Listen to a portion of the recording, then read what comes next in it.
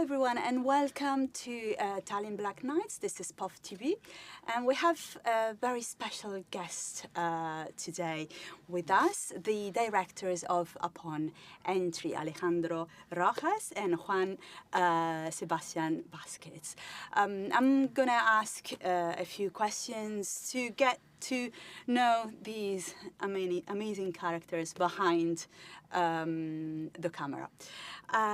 So, guys, you worked in a duo on these films that we were discussing about. It is nerve-wracking, and I love that word because it's really appropriate for this film. It's a chamber piece set in the back office of the U.S. border, and I'm not going to share more than that. But where the idea for the film come from? We have two passengers going happily to New York, and then everything goes wrong. So, yes, was that your experience? Would you like to share what's behind? Yeah, well, we have been through similar things, if not entirely the same. And you know, we can't talk about really specifics because that would give a lot of weight. No, we don't want that, yes. But the fact is that it's a personal story, and we have been through these kinds of situations, certainly, to an extent, not everything, but it's also based on people that we know, right, that are close to us and have gone through similar situations when, you know, arriving to an airport, being treated the way you're treated, depending where you're coming from, etc. So it's very much you don't know what's going to happen, and you are in the hands of some godlike figures that decides on your very close future, and this happens to very normal people. I mean, I think it's very important to say that we are originally from Venezuela. Yes. We live in Spain now, but with that passport from South America, it really brings a lot of this being questioned of your existence in many places in the world. So I think the movie is also based on that, because we have gone, and still to the day, every time I go to the US, I'm sent to a secondary inspection room, because there's always this need to know, like, why are you here if you come from a certain place? And that's a horrible thing that we wanted to address in this movie. Mm-hmm. And the other feature of this movie is that you are a duo. And you're working together, and I am assuming that this is a great opportunity because you bounce ideas and it flourishes, but it's also a challenge. How was your collaboration? How did you two meet? How did it start?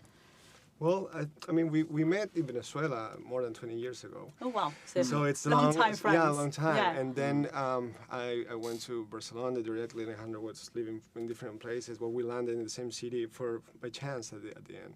And we always wanted to collaborate and do something since we met 20 years ago. And this was the perfect opportunity to do it. It was a challenge because it also, you know, sometimes when you're directing and you're asked a question, you make a decision, you don't have to explain it to anyone. You just go like, this is what I want to do. And you know why, because maybe it comes from the heart, maybe it comes from your stomach, maybe it comes from your head. But when you're co-directing, you have to be talking and responsible and with the decisions that you're making with the other person. And I think it really requires a really mature relationship. It's basically a relationship, and we have a son or a daughter, which is the movie. And what you cannot do is not share what you think, is not say to the other person what you disagree on, because a healthy relationship comes from having uncomfortable conversations sometimes. Yes. And like when you agree on something, it's really easy. But when you disagree on something, is where you get the friendship, the work tested. And we're really happy that it came this way, because I think that's exactly what we both want in a film, and we both watch it, and it's not, I think, a single frame that we are like, okay, I did this because you wanted to. It's just like, no, this is a movie that we both work together, and it end up being a work that we collaborated, and we're happy to make this decision, because it's hard. It's hard. To do that, and Yeah. Well, luckily, I mean, he comes from a photography background, and I come from an editing background. So that kind of that mesh. somehow? No, we didn't split, but that kind of, we meshed things together there. Yes. And it kind of, it made something organic along the way, you know, because he was, you know, coming from that, I'm coming from here. We're writing together, directing together. And we also share references. References are important. And I think the good thing about what happened was that if one would say something, the other one would, you know, push further. Yeah. And then we push further again. Yes. And then we get to a level where, you know, we're both, you know, It's very okay and interesting satisfied. that you saying, so you come from an editing background and from a photography background, because here you have a very confined space, and you were mentioning that this was a project that you wrote before COVID, but then it did fit into the circumstances, so it was a happy project during COVID. And you managed to deliver this spine-chilling pace, and it's done through the editing and the camera work as well as the script. Would you like to expand a bit on that, and what kind of work, what is behind this feeling of constant pressure?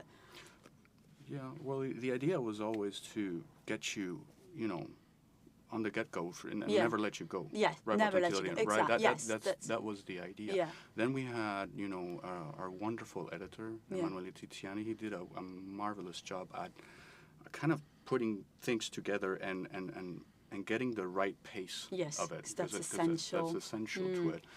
But then, if I may say something quickly, that, you know, there is a reference that's quite dear to us, and it's Sidney Lumet's work. You know, it's not exactly 12 Angry Men, because, you know, 12 Angry Men is perfect, whatever. Chamber piece. But it's chamber piece, right? But it was done at the time of a certain period. But it's more like part of his body of work, like those conversational scenes that he would have in all his movies, that you see, oh, this is, you know, you see it normal. No, it's not normal. The guy was a magician at blocking. Yeah. So basically, our movie is one continuous blocking of approximately 60 minutes. So what we did was, you know, we shot it chronologically in order to kind of, you know, do the planning and see how we would tweak things and, you know, make you feel like you're in there, you're in with the characters. So in that sense, you know. And it's very uncomfortable. Yeah. Right. Yes. Yes, and I think that we knew that a lot of what happened when you're interviewed, when you're being questioned, what you have to do is you have to react. And that was something that we work with the actors and everyone, because we wanted to capture that. So we used 2 cameras and try not to be like the cinematography too present. We just like a sense of the urge and the need and the, you know, anxiety that you live through those type of processes. We do have one last question, time for one last question, and I really would like you to talk about the cast and the casting process, because the 2 actors, you have only a handful of actors, and getting the right actors is very important. So what were you looking for your actors? I mean, you selected yeah, them? it was challenging because we needed a guy who played a Venezuelan role and a guy who lived and understand that, and Albert Zaman was the only person who could have done that, because he also has gone through similar situations. He's from Argentina. So you can understand. He lives in Spain. He's traveled around, so he completely understands what Diego has gone through. And Elena is someone who like really represents Barcelona, and Bruna Cosi. I mean, we have 2 Goya Award winners, which is the best award you can get in Spain, and they both were there and they played the role perfectly. We were lucky enough because it's a really limited budget movie, and we were lucky enough that they read it and they loved the script, and they were like, we do want to be in this, so that was great. And then we had Ben and Laura, who are just amazing, who understand the country that they are from or they live at, and understand the power of a police state and how to impersonate that was just like a gift for us. And to work with them was like really, you know, a constant, you know, both ways of getting richer story. It's their work it's incredible. So I think our time is up. But thank you so much. We're looking forward to watch again the film and again and again. And good luck with any future projects you may have. Well, thank you very much. Thank you. Thank you.